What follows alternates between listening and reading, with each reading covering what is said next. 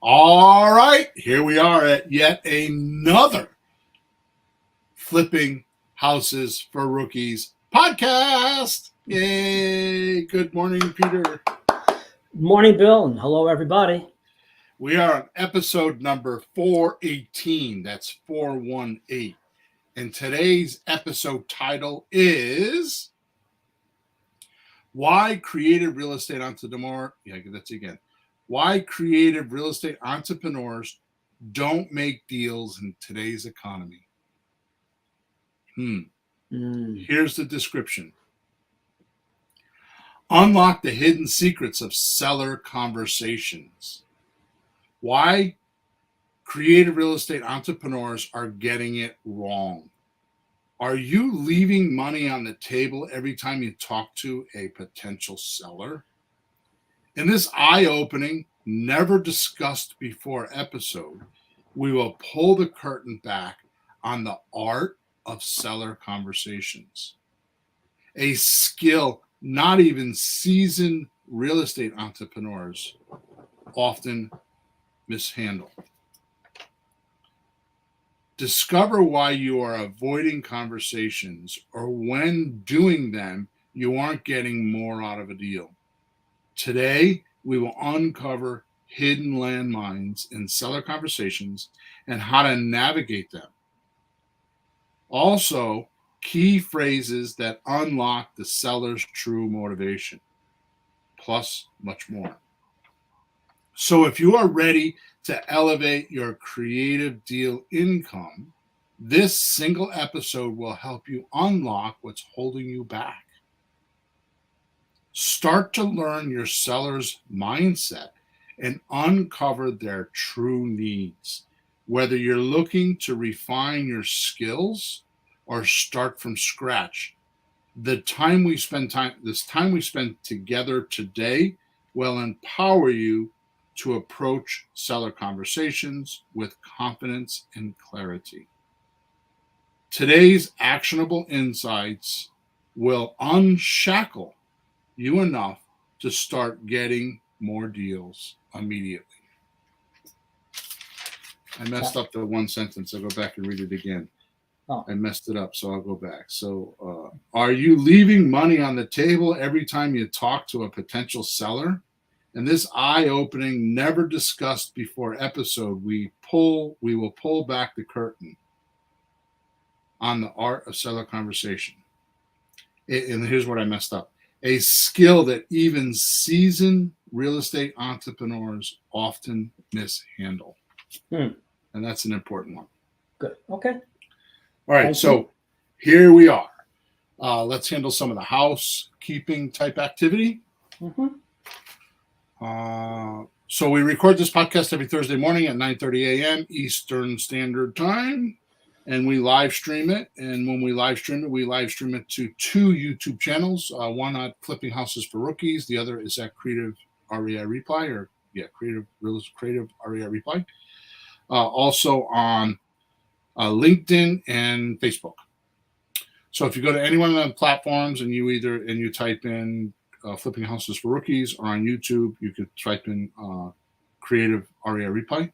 You can find us there. And you are more than welcome to join us on the podcast, because on those sites, you can type in the comments and we can answer your questions. Only if the questions pertain to the podcast. If they're outside of the podcast topic, please send us a support ticket over at flippinghousesforrookies.com. Top right-hand side, there's a support ticket. And if you want to join our mastermind group, go to WhatsApp Messenger and look for Let's Talk Real Estate, or send a support ticket and I'll send you a link to join. Okay? So don't forget to subscribe to us. Don't forget to like us. Don't forget to leave us a comment. And I'm glad that you're here listening. So here we go. Now that that's all the way. 5 minutes of nonsense. All right. So are you ready, Peter? I'm listening. Are you attentive, sir? Oh, I'm attentive. Are you at ease? No.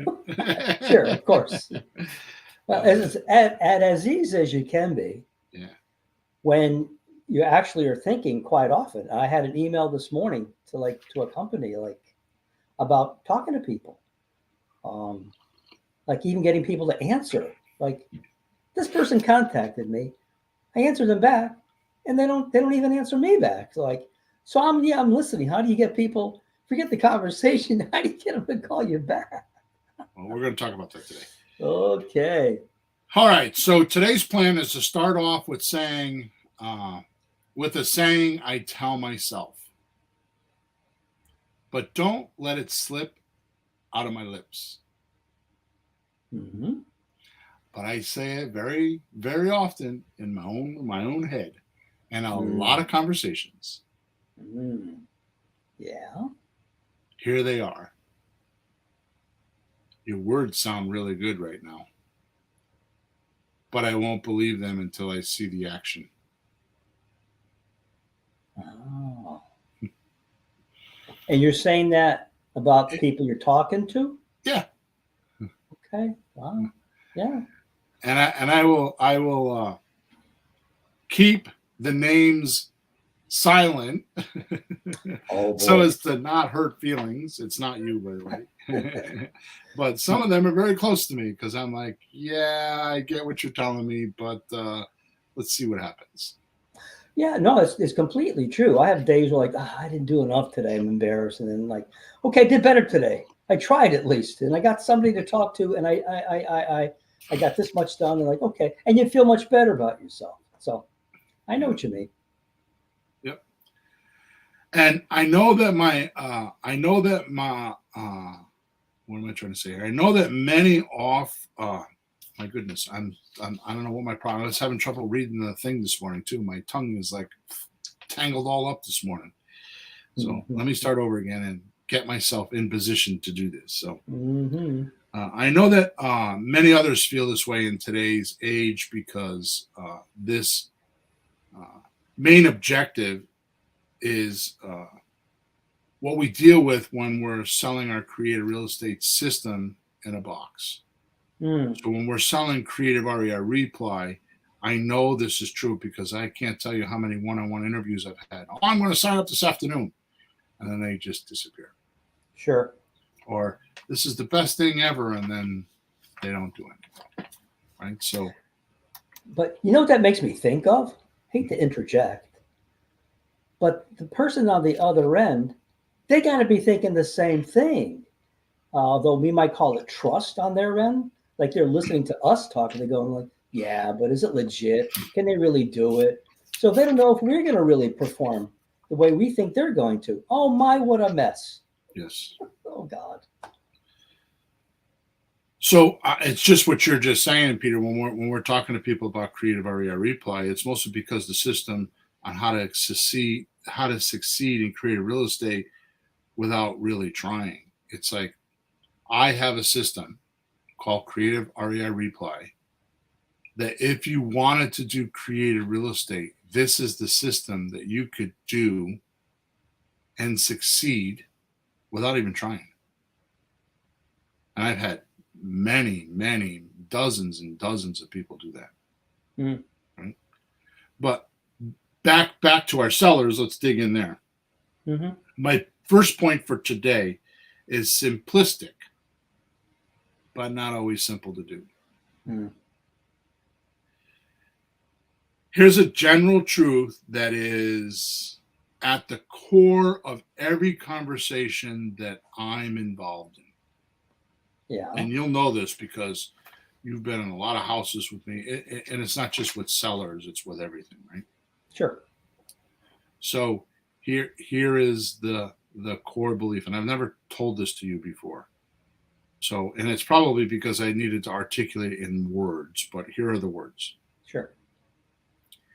Everything in business and in life, to be honest with you, is not a revenue event. But everything is a relationship event. That makes sense. So as entrepreneurs and the guy running the checkbook, like I fall into that trap. I mean, I own 3 businesses right now. I've been a serial entrepreneur since I was 9 years old. Mhm. I've been really doing it for 40 years since I've been 20 years old, Mhm. right? Yeah. So the problem is you fall into the trap of everything is in business and in life is not a revenue event. Yeah. Of course, the trick is that's what we're trying to do, and that's the first thing on our mind. But that's not the whole story, huh?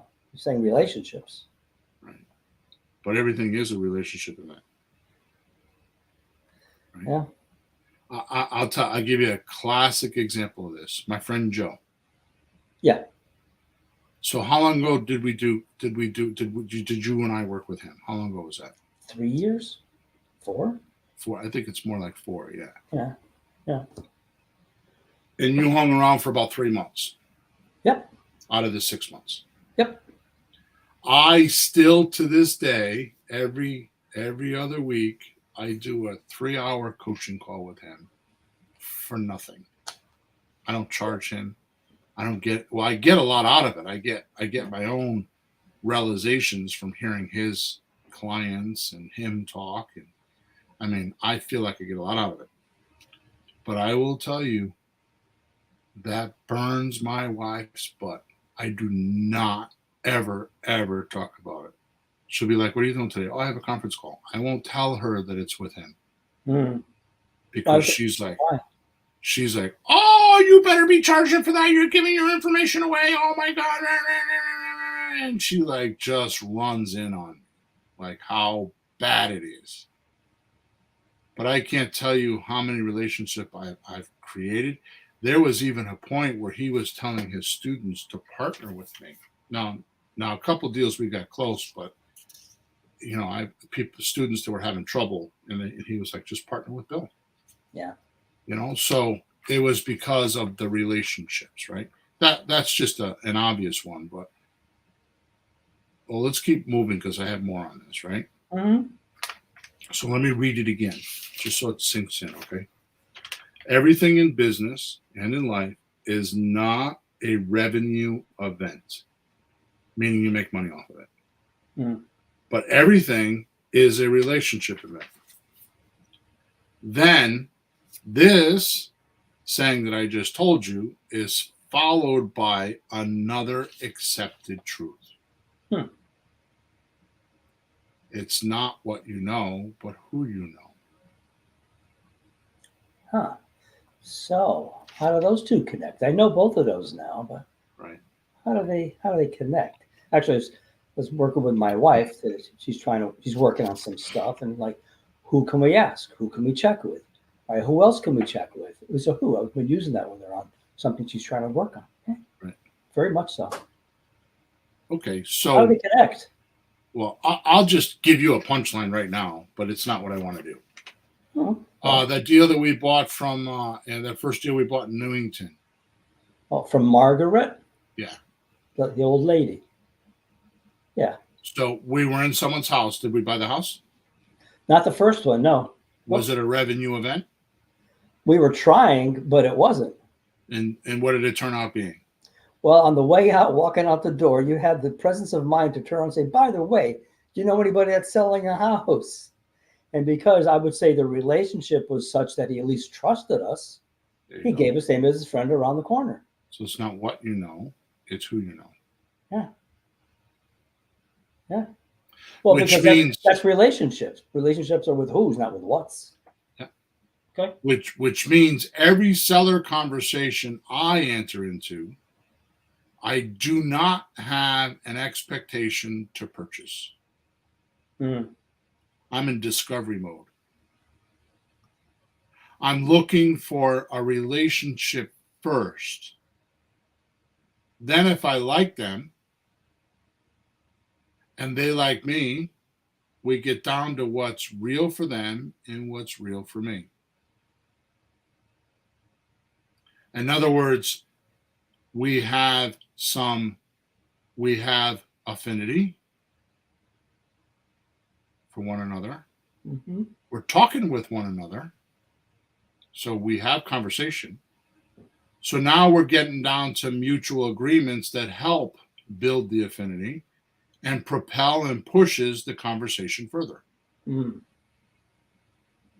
So if you're getting people that are ghosting you, you broke this formula. You were on the phone with them. I have so many coaching clients, which is why this podcast is devised. Mm-hmm. So many coaching clients that tell me exactly what you just said. Mm. How come they don't answer me? Well, because you thought you had affinity, or you thought they liked you. Yeah. You had conversations, but you missed their reality. What do they think about? What are their reality is agreements, right? So Mm-hmm. reality is you and I agree the house is worth $300,000. That Yep. because we agree at that, the house becomes worth $300,000. Yeah, right or wrong, we'll have a conversation. We're on the same team. Right. So if you are telling them that it's worth $300,000 and they're saying it's worth $400,000, what just happened? Boom. Disconnect. Right. So what happens, being off script a little bit, is if you start evaluating and invalidating the seller with your opinions and not getting them to come to that realization on their own, they ghost you. And I'm going to talk about this a little bit more. This is very easy to do. It takes longer to explain it than to actually do it. Mm-hmm. Right? Sure.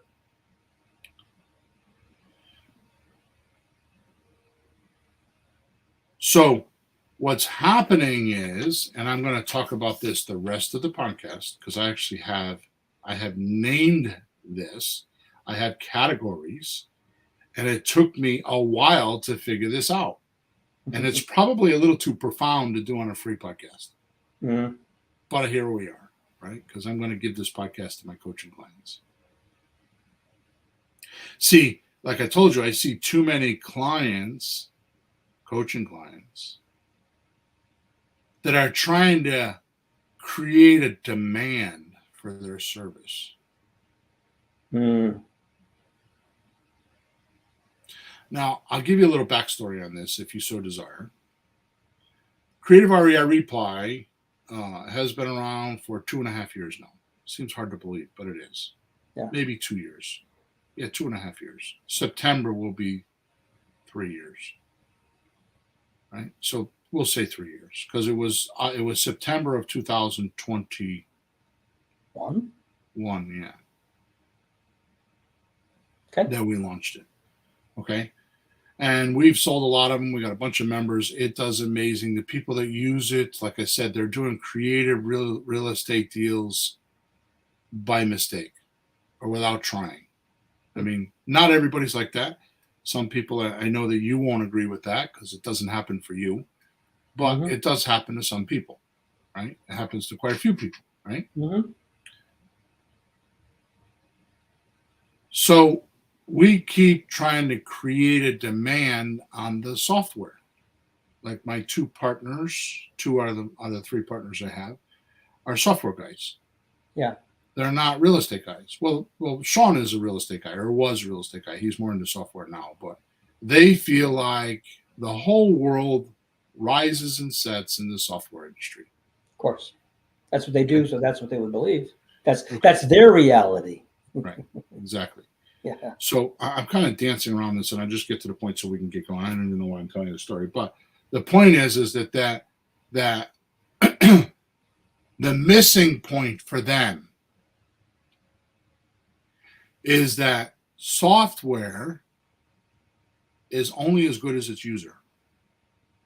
Mm-hmm. Like a computer is only as good as its user, right? Like what do they say? Crap in, crap out. Sure. Well, anything, any a car, a musical instrument, a set of tools, anything. Right. So the trouble is that most people have trouble with software because they don't understand it because it does things behind the scenes that you can't see. Yeah.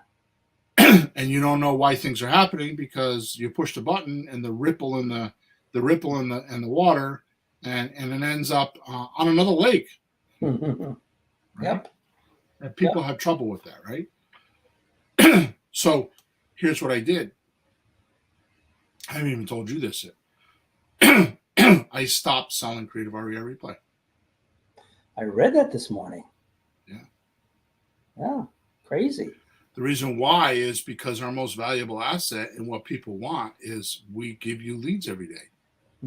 So we started selling the leads, and when you buy our leads for $1.99 a piece, we give you the software to use for free, and it does all the work with those leads. So we're not only selling you a lead, but we're showing you what to do with that lead and how to get deals.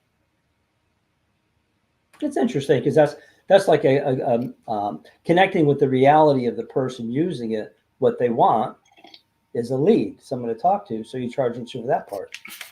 They want a lead, and they want to know what to do with the lead so that they can do deals. Yeah. They don't want to be a software person, like my two partners.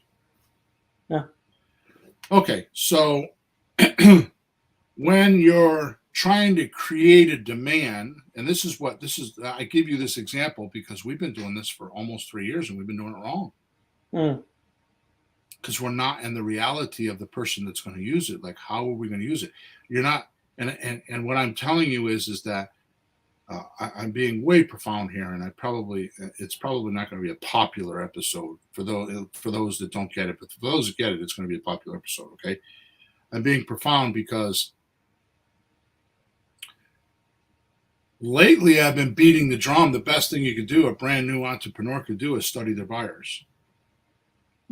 I've said for 20 years, study your sellers, no study your sellers, no study your sellers. And that's gotten me nowhere because it doesn't happen.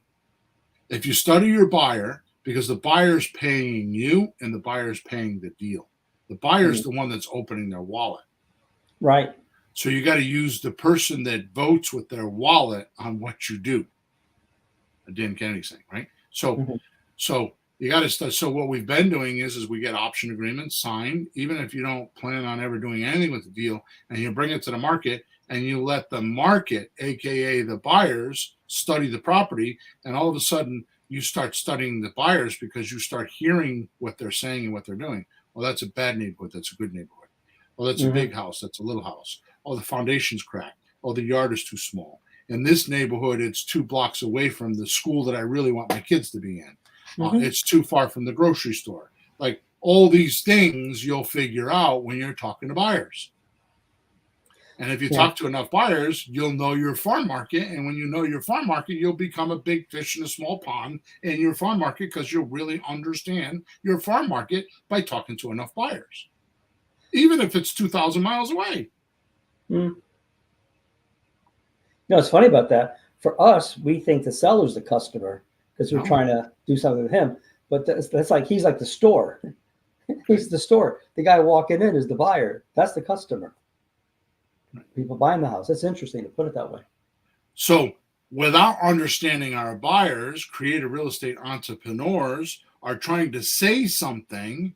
They're studying scripts and spending decades studying creative real estate so they can know what all the objections are and the handlings, thinking that there's something that they're going to say will trigger the seller to do the deal. They think that there's one sentence where the person will go, I'll do it. They think there's one little trigger, a secret little trigger that I know that they don't know that will get them deals. And that's the biggest mistake of all. Let me explain why. There's only 2 ways to give offers. This is brand new. Oh. There's only 2 ways to give offers. Yeah, I haven't heard this one. So what is it? It's approach. Yeah. One, and you've heard this language before, one is coffee shop style. Or 2 is former offer style. Did you say formal? Formal offer style. I did say former. Formal offer style. All right, so the first one is... So here are the differences. A coffee shop style offer is like an ad hoc conversation. Hmm. What does ad hoc mean? Well, it means you're just having a conversation with somebody and you're not there to do anything. You're not trying to buy the house. Yeah, look it up because I don't know the definition, but I know what it. Ad hoc to me means like, yeah, when necessary or needed. It's like Mhm. it just comes up, so you talk about it. Yeah. Right. Ad hoc means, okay, so the seller said something, so now you're going to respond. Hmm. It's like you're in a coffee shop or having lunch with somebody, just chit chatting, like, "Oh, you got a house? Yeah. What's going on? Oh, I want to sell the Right. house. Oh, Right. really? Well, tell me about the house. Like, oh, okay. You guys, why do you So ask? Like, well, so ad hoc is a word that originally comes from Latin, which means for this or for this situation. okay. Like it comes up. You didn't plan it. You didn't go in there like, I'm going to go give this guy an offer. It just kind of shows up. You haven't. So it's not suspicious. It just kind of happens naturally. It's when necessary, it's needed. Okay, which is not a way to get information. Because if the seller doesn't bring it up, you don't talk about it. Yeah. It's not proactive. It's not being at cause, it's being at effect. Mm-hmm. Right? It just bounces around without any intention or conviction or helping a person. It's just a conversation that bebops around, right? It reminds me of cartoons when they have music and the bouncing ball bounces over the top of the music, right? I mean, even though music is constructed, but it Yeah. reminds me that bouncing ball is just bouncing around. Right? Yeah. Yeah. It tends to be very, very, very sloppy. Hmm. You will find this conversation to be not a regular conversation. It's more like shooting from the hip. I'm sorry, shooting from the lip. Mm. That was intended, right? Without being very precise or sharp at all. Are you following me? Yeah. And in the middle of that, the conversation could switch to the sports game or the Olympics tonight or something else because it's not dedicated. It's just kind of random. And the conversation can go that a ways. Next thing you go, crap, we're talking about the house and it's gone. Right. You got to reel it back in. It just goes anywhere. It's not focused. Right. So what you're saying is the conversation is environmentally controlled. Mm-hmm. Somebody cuts in front of you in a line, coffee shop, right? Something comes on the TV. Or one of their friends walk in, hey, Jane, I haven't seen you in so long. The waitress says, how's the eggs? Right. There is no conviction. There's no hard sell, which means caring about the seller enough to help them. That's hard sell. You care Mm-hmm. about them so much that you want to help them, that you know that this is the right thing for them, and you're persistent because you know if they do this, they will be way, way better off. Yeah. And their outcome from the transaction won't be good. And you can see that in this coffee shop offer. The impression or feeling and opinion about doing this deal is wrapped into how much money can I make from Mm-hmm. the seller, from the investor, and from the seller sometimes, because that's the only thing the seller knows how to negotiate is they don't know there's other negotiating points. They think it's only money. Yeah. And often our investors or entrepreneurs are needy, very needy in this coffee stop style. Because remember, they're looking for the trigger. They're looking for that thing that says, "Oh, I got his interest," because they're like fishing around. Yeah. Right? They have a net casted, and they're looking for something, Mm-hmm. but they don't know what it is.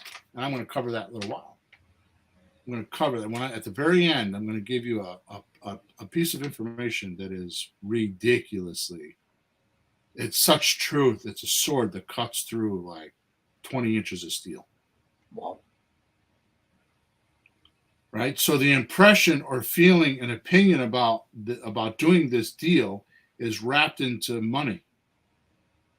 And often it's very needy or greedy on the creative real estate entrepreneur. They have a one-track mind. Often the seller's conversations are formed without conscious thought or on the basis of little evidence of what to do.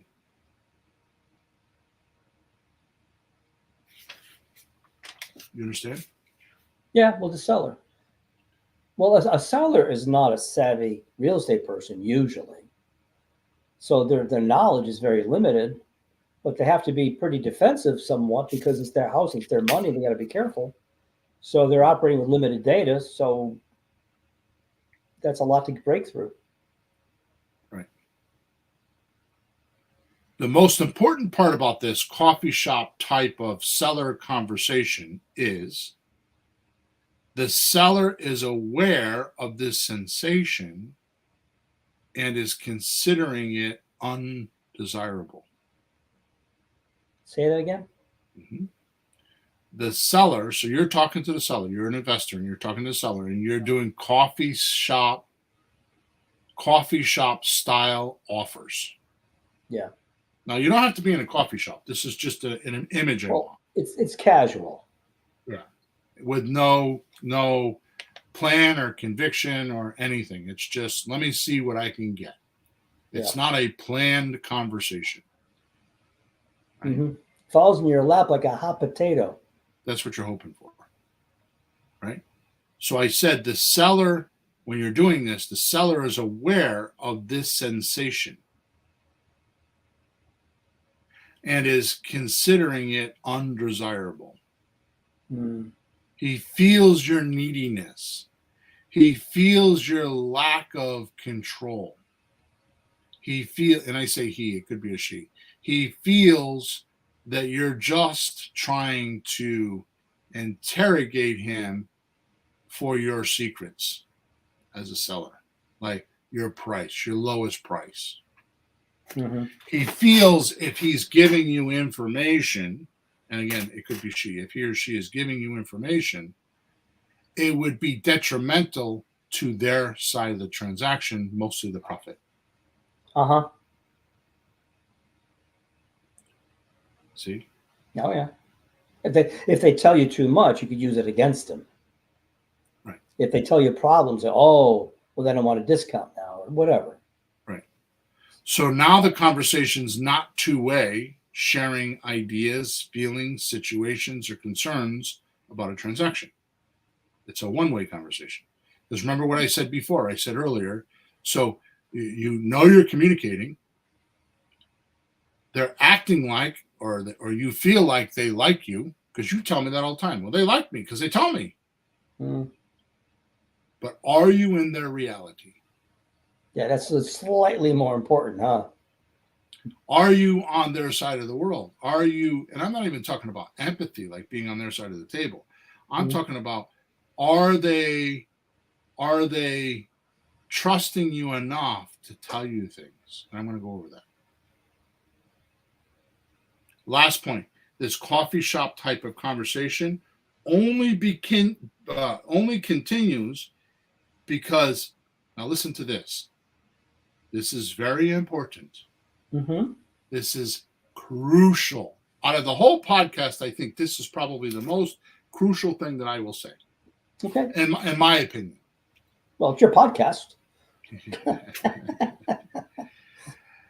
That doesn't mean anything. It's our listeners' podcast. I'm hoping I'm saying the right things. Well, right? we hope we're getting their reality, right? Yeah. Okay. And at this particular point, I'm not casting a net and doing all the things I did. The podcast recently, I don't know if you guys have noticed, but they've changed because I've been surveying people and asking them what they want, and I've been doing podcasts based on what's needed and wanted. So maybe you didn't give me that answer, but a lot of others have, and that's why I'm talking about this today. Sure. Right? Sure. All right. So My last point is this coffee shop type conversation only continues because its main demand is nothing more than the seller is in reach and feels like they can't escape. Oh, Jesus. They're stuck eating the eggs, and there's a few more home fries, and the coffee got refilled, and they don't have a way to slip out the back door, and oh boy. Or you called them up and they accepted the phone call, and now they're halfway through or a quarter of the way through, and some will hang up on you, but most will want to be polite and not want to hang up on you. Yeah. If you And can this, get them to pick up the phone.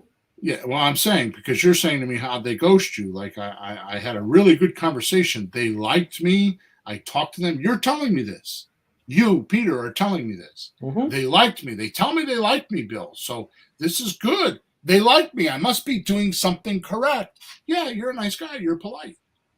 And you communicate. You communicate well. You communicate to me all the time well. Mm-hmm. But that third leg of the stool is missing. Mm-hmm. Yeah. You didn't find out what's really going on with them. You didn't find out the truth. Like, what is really, really going on there? Yep.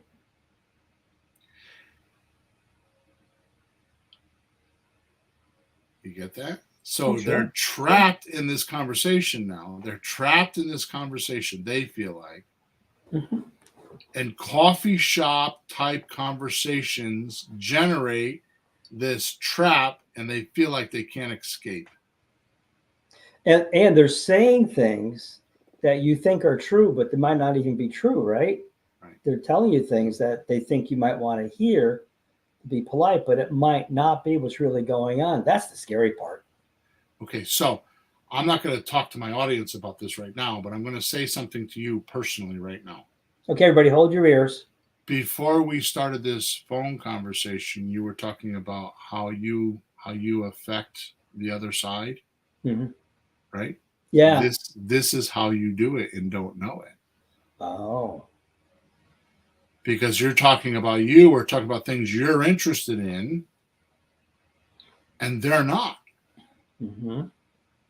You're talking about your experiences, and they don't care. Mm-hmm. You're talking about your ideas and your stories, and they don't care. Mm-hmm. Which is why in many podcasts ago, I said your stories need to be empirical, right? They need to be, is that the right word I want? They need to be in context of, that's not the word I want.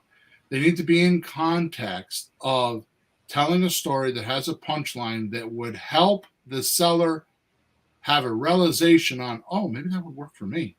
Right. Yeah, they say blah, blah, blah, this problem, that problem. You go, oh, well, once upon a time I did blah, blah, and it helped that guy. Go, oh, maybe that'll help me too. That's, at least it relates to them. It would match their reality. It's not just a story for the sake of a story. Right. It better connect to this person. So you personally are emanating or pushing out or giving the vibes that control the conversation. Yeah, so for better or for worse. Yeah, like if you don't want to have any money and you have neediness, like you're thinking, like for example, I've always say where I think it was Harv D. Eckert that I first read this like 20 years ago. I think he said where energies flow. What does the sentence say? Oh, where attention. Yeah, where attention goes, energies flow, results show. Yeah. So if you're thinking that I need money, then then what you're going to get is I need money. You're not going to get money. You're going to get the feeling of I need money. You're going to stay poor. Yeah. But if you think, oh, it would be kind of nice if I had $5,000 drop in my lap. That would be kind of cool. Yeah. It's a different flow. Yeah, one is I don't have money. The other one's I can have money, or I do have money. I will. Well, you become what you resist, right? Yeah. Instead of have not, it's have. So all I'm saying is, you are controlling these conversations and controlling this bad outcome with the coffee shop style offer, which is sloppy. It doesn't have intention, and you're not being focused on helping the person and staying in their reality. And that should be happening even if we're doing, quote, a script. We need to be looking for that. Is that what you're saying? Yep. Now, let's get the other side of this, right? Yeah. Let's talk about the formal offer method, and it will become much clearer to you what I'm talking about. Okay. Okay. So, first, what's the definition of a formal offer? And this is huge. This should be written down. This should be put on your mirror, on the bedroom ceiling when you go to bed, so you look at it every day. This should be your beingness, who you are as a creative real estate entrepreneur. This is it. The definition of a formal offer. Mm-hmm. Ready? Yep. Guess you're not going to write it down. The seller is able to tell the creative real estate investor anything and is interested in getting a transaction done, or at least consider what can be done with everyone involved. That first part really caught me. The seller is interested to tell us anything. Yeah. So that's the definition of a formal offer. You're making a formal offer when the seller is able to tell the creative real estate investor or entrepreneur anything and is interested in solutions that you might propose and getting a transaction done. Mm-hmm. It should be really interested in solving their problem is what it should really be. Right? Or at least consider what can be done with everyone involved. So the seller would have to feel that we're really trying to help them solve the problem to make them willing to talk to us about it, not just squeeze some money out of them or whatever we're trying to do. You're in the reality portion with them. You're in that we're making agreements, right? Yeah. You don't hit or miss in a formal offer conversation. It's not like the coffee shop type. Mm-hmm. You don't hit or miss, right? Mm-hmm. Once you get past the first step of relationship of an affinity, right? Because what you're doing is you're building a relationship. So what is a relationship?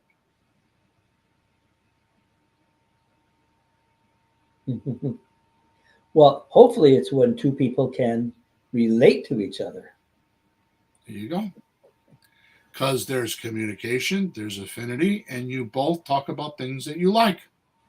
I mean, think about it. The people that are closest to you, why are they closest to you? Because you have things in common. You have things that they like. That's the reality that I'm talking about. There are things that are in common, things that you like. Mm-hmm. Right? So when you're talking to a seller, it's easy to build communication because they're talking to you.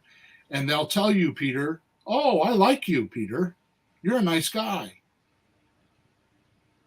Right?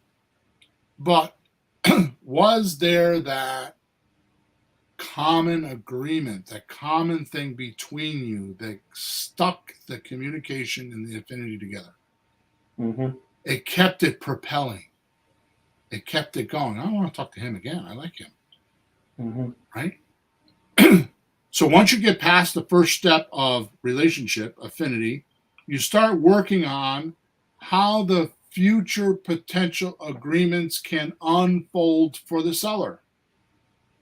So you're not telling them, here's what I can do for you, Mr. Seller. And you know this because you hear me do this all the time. You would be something like, what if? Right. What if we were able to find a seller that could pay you $394,000 for your house instead of $300,000? Would you be interested? Yeah. Now listen to this. I'm telling you, I'm way profound. I'm way profound. I'm way too deep for a podcast, right? Which is probably the reason why I don't have a lot of listeners this morning. But I don't care, because this is for people. The right people will totally get this. Now pay attention to this.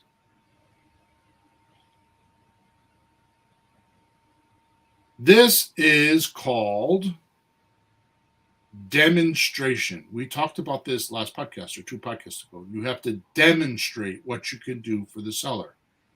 So I decided that was too vague. So what is demonstration? How do you demonstrate what you can do for a seller? I'm surprised you didn't ask that question, but go ahead. Well, I do have a question, but I'm just waiting to see if you get to it before I ask you. But you've talked about painting a picture. That's exactly what it is. Yeah, painting a picture. My question was, is there any more you can say today about how you get the seller willing to open up and really tell you? You got anything more on that in this part of the podcast? So this demonstration you do demonstration by using vision drives decision. It's a Jim Camp thing, right? Get the seller to imagine how it could be. Get them involved. Qual check their picture. What do you see right now? How do you see it going? Could you imagine that? Right? Then very often they will feel it is their idea to start becoming, and then they start becoming a cheerleader for the transaction because they thought of it. Well, what if I had some vague ideas of those things beforehand, not very well voiced or formalized, but then you hit upon it? They would think, oh yeah, that's what I was hoping for. And you're saying it. If that were the case, that would work. It doesn't, they don't even have to. Have you ever heard of a lease option? No. What is that? Imagine this.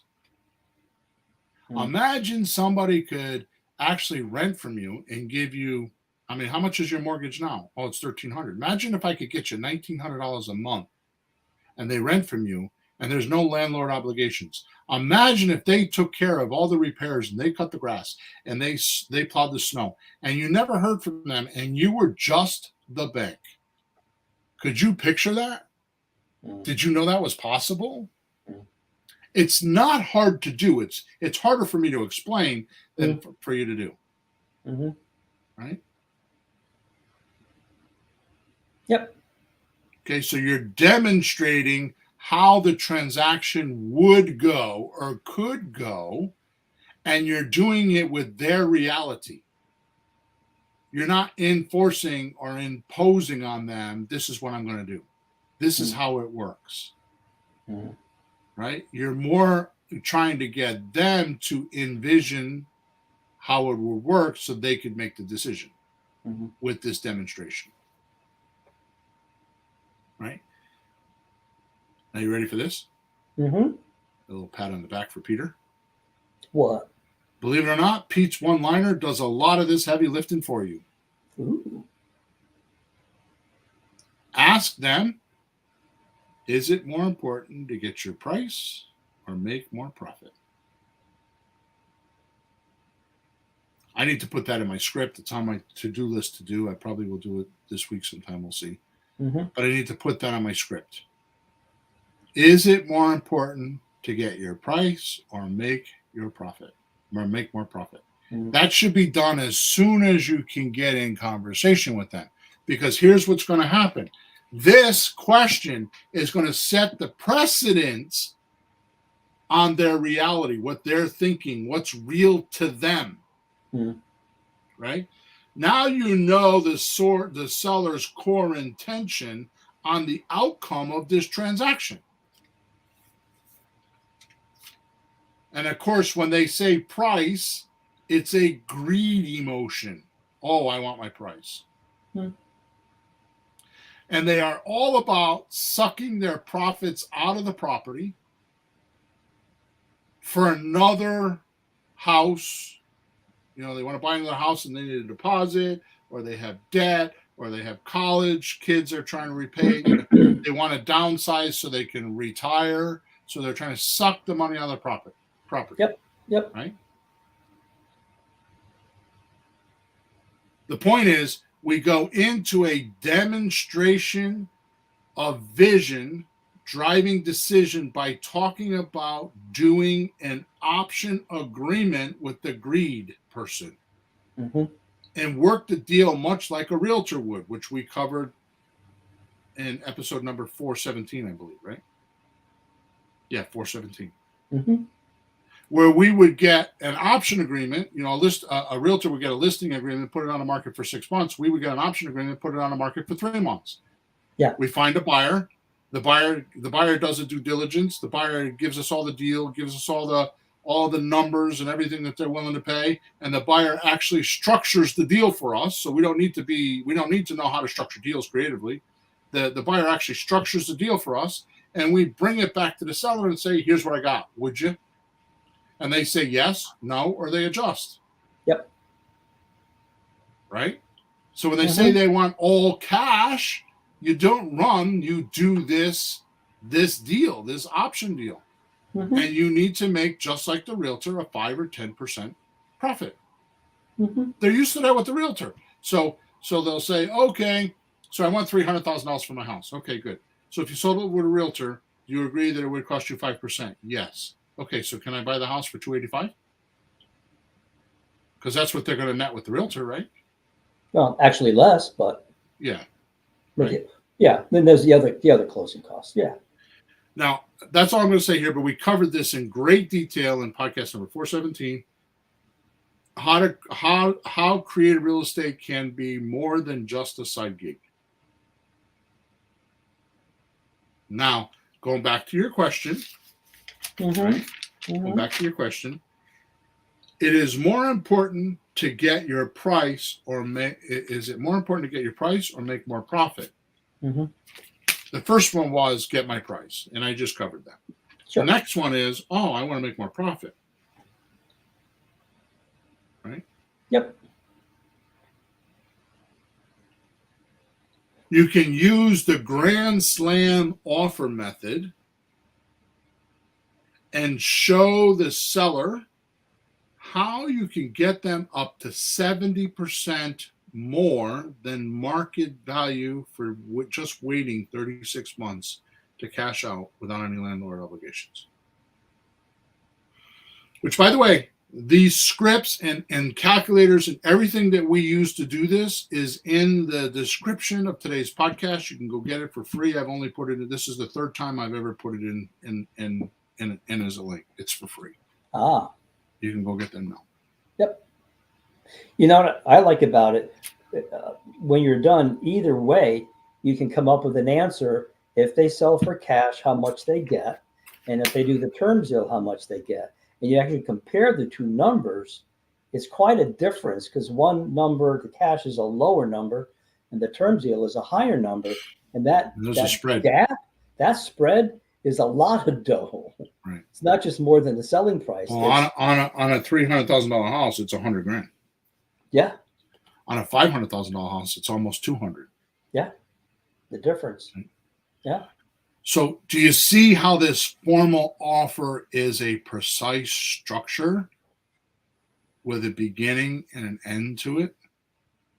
You go into this offer with an idea of what to do because you have this format that I just gave you. Right? It is only the true professional that makes sure he is running a formal offer discussion or meeting, even a session, like a therapy session. Well, you are trying to help the person. Right. They're asking them personal questions and troublesome questions. So it can be therapeutic if you find a solution for them and help them. The relief you can see in a person's face is quite remarkable. So you have to measure the agreements and the images that you're painting in their head, helping them devise in their own mind. And you need to qualify those images. Like, do you see what I mean? Tell me what that means to you. How could that be for you? What would happen to you if we did that? How would it change your life, your family? What would your family think of it? What would your spouse think of it? What would your son think of it? What would, you know what I mean? All these are, and I'm not going to give you a list of these because they're common sense when you're doing them, but just check, is the picture that we're creating the right picture? Are they really duplicating or completely understanding what I mean? It's as if my mind was hooked to a fax machine and my thoughts would just come over the fax machine. That's what, and you would look at it and say, yeah, that's exactly what I was talking. Or no, that's not what I was talking about. And you need to adjust it so it could be understood. You are controlling it. This is what we were talking about before the podcast. Like, how do you create the results on the other side without even knowing it? This is how you do it, or don't do it. Right? Okay, last point for today, and probably the most vital thing I see creative real estate entrepreneurs violate. Having their basic fundamentals in. Their common sense rudiments or environmental elements handled so they're not distracted in the seller conversation type session. Really? I told you that this, if you do this correctly, because you're gonna be dealing with the person's mental image pictures, right? Coffee shop, there's interruptions in the environment, and those imagine this get broken because somebody interrupts you. Yeah. This is in a quiet setting. I told you, you're running a formal offer discussion or meeting or even a session like a therapy session. So if the environment is not correct and there's interruptions in the environment, what happens? So it's interesting because on my end, I make sure I have time to do it. I close the door, everything's there, I'm ready. What do we need to check for the other person to make sure they're not distracted? It's the first, it's what we call the pleasantries. You got time to talk? But I'm not even talking about that right now. I'm talking about the investor, because too many investors will be in their car going to work and they'll call a seller so they can make an offer. Okay. Right? No. Nope. I'm talking about rudiments, like knowing what information is important and take notes on it. And where do you keep those notes when hunting down the 4 datums that are most important in every deal, which is price, monthly payment, duration until paid off. I never put that in a duration until you have to pay them off. What is the duration of the agreement? Is it 3 years? Is it 10 years? Is it 8 years? But at the end, they want to be paid off.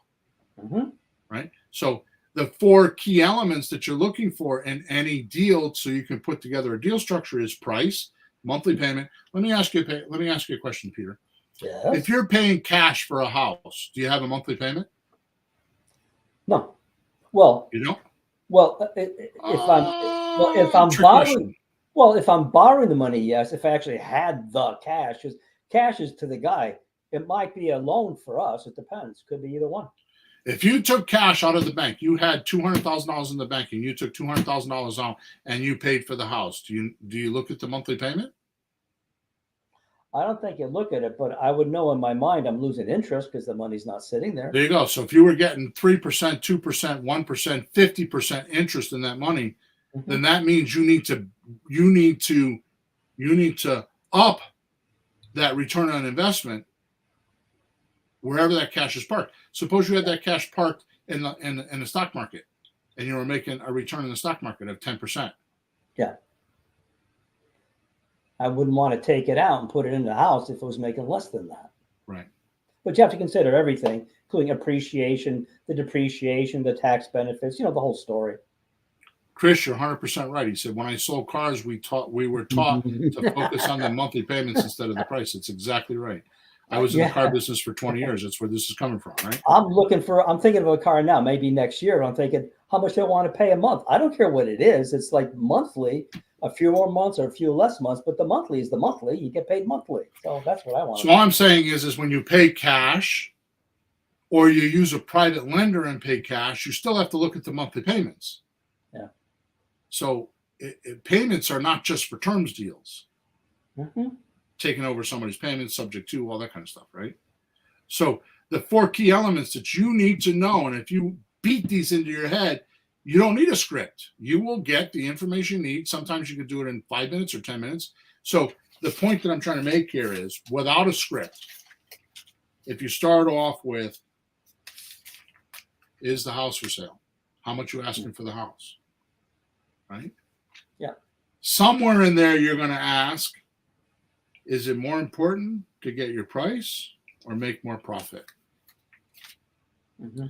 And then you're going to say, well, the only way that I could actually pay $300,000 for the house is if I make monthly payments to you until it's paid off. That's the short version. You know, if the only way I could pay $300,000 as is, right, without any landlord obligations, and you totally relieve yourself of it, is if I make monthly payments. Can we talk about that? Yeah. Now, that's the same as asking, almost the same as asking, is it more important to get your price or make more profit? Mm-hmm. It's the same scenario. Okay. Yeah. Well, it's like a computer. Everything's 1 or 0. The fork in the road, left or right. That's right. So you want to know which way you're headed. Chris, you're right. Using a seller financing of a car is a good analogy of a subject to pitch. It's 100% correct. Mm-hmm.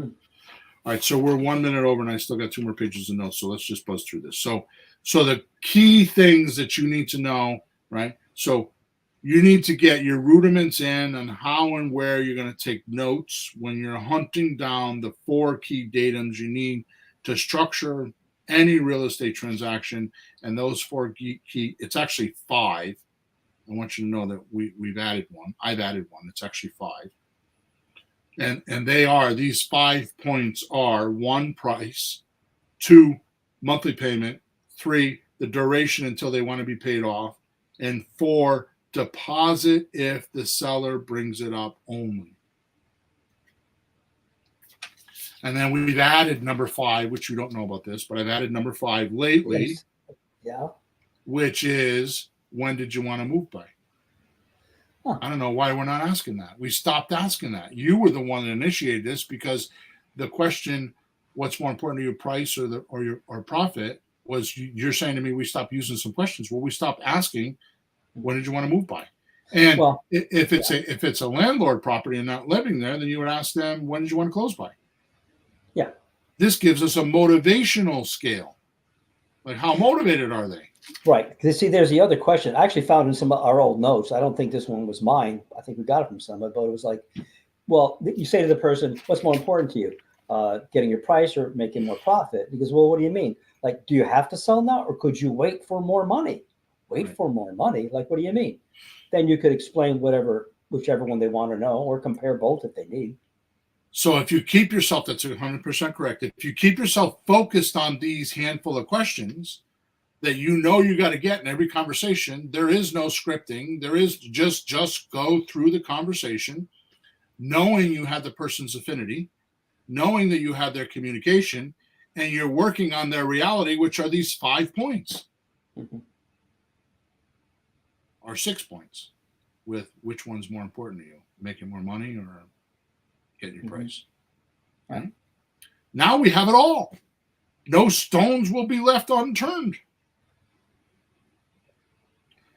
Those 5 or 6 points will reveal every possible thing that could or will impair the deal. It will provoke everything that you need to know about the deal. Right? You know what this is like, Peter, for me? This reminds me of the gopher popping up out of the golf course holes in the movie Caddyshack. You remember that? Yeah, sure, of course. It handles all that. right? But I think you've also said you can find motivations at each of those points too, because if you look at the script, there's not like one spot you go, what's your motivation, what's your reality? So at each of those, you could find out more what the person's trying to do, what's important. Yeah. Is It's that the right? gopher. Yeah, Chris says, yeah, laugh out loud. Yeah. This It's is- the gopher popping out of the hole in the golf course. Hmm. And you hit it with if as long as you hit these 5 or 6 points, you got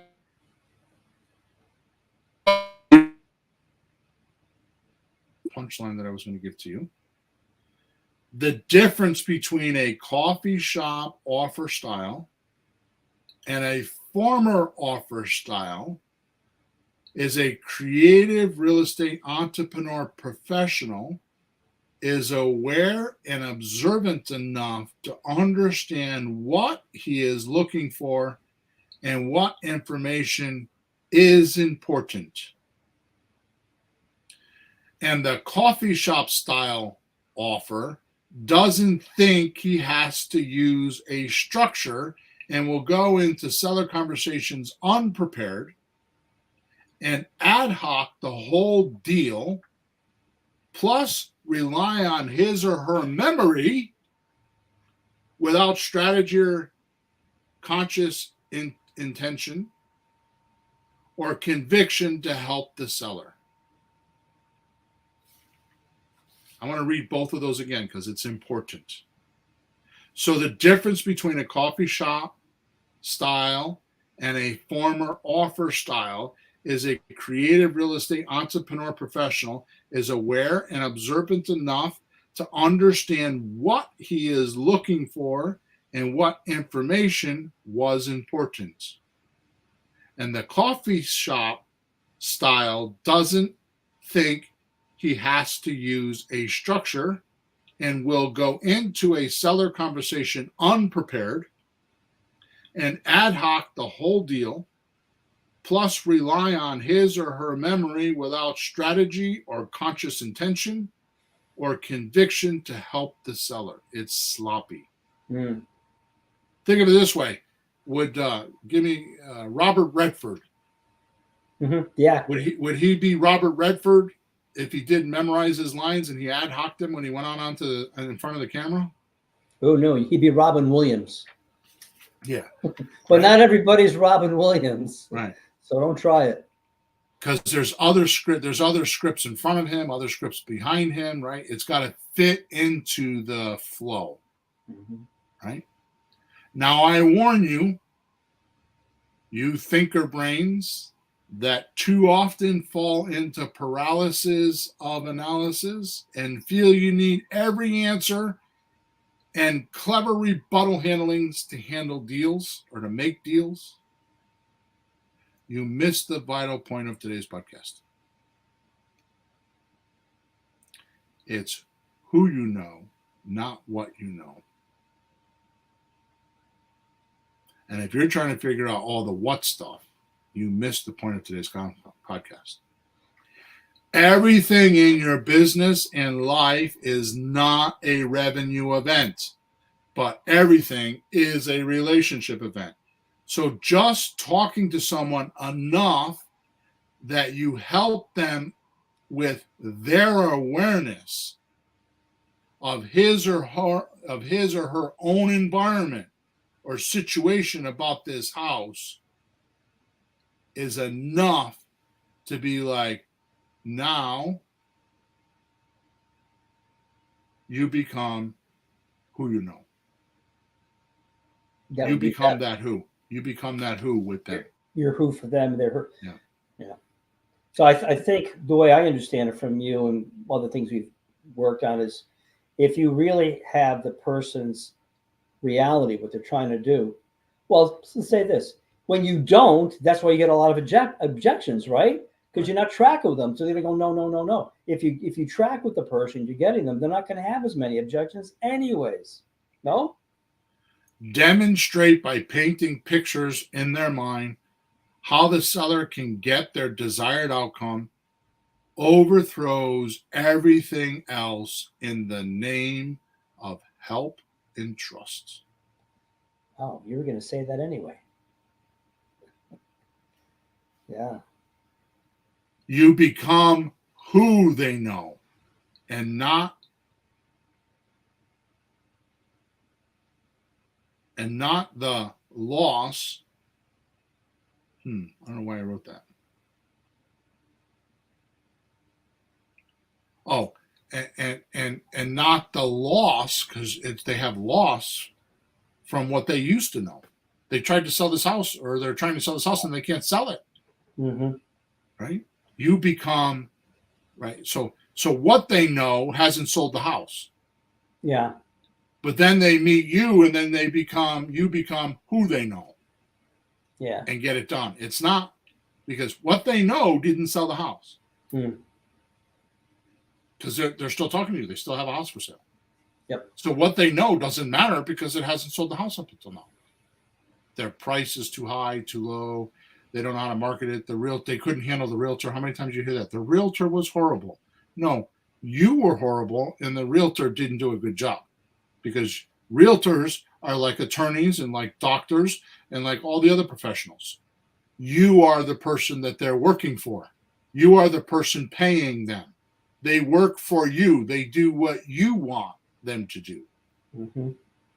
You can't most people put a house for sale with a realtor and they put it on automaticity. And, oh, yeah, someday I'm going to get a check for $80,000. And then when they get time for the check, they realize, oh, wait a minute. The realtor took a whole lot of money to give me that, to get that house done. Wait, I didn't count on that. Oh, my God, it cost this much for that and that much for this. I didn't know that.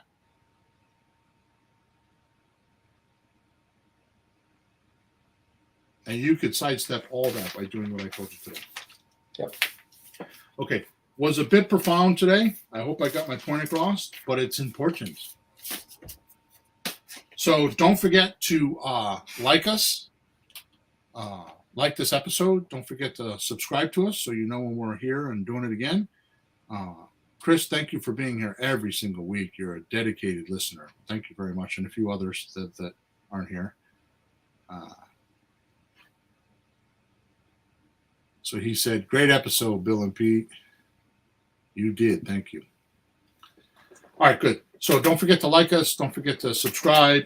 If you have any questions, make sure you go to flippinghousesforrookies.com. Upper right-hand side is the support ticket. And make sure you grab the document that's only been out of 418 podcasts. It's only been in 3. The reason why is because we sell this document in Creative REA Replay. People pay $1,500 and a few $100s a month to have this document. And you're getting it for free today. So go into the description, click on that link, and download the documents. Most important is the offer checklist. And the offer checklist is, at first, put your rudiments in so you could be ready to have a seller offer session. Yep. So you can make sure you are in the groove with the seller, and they will communicate to you and tell you really what's going on. And then they'll be interested, they'll be vested, they'll have affinity, they'll be talking to you, and you will be glad that you did that because all of a sudden offers will start sticking. Okay? Thanks again for your support. Flourish and prosper. We will talk to you again on episode number 419.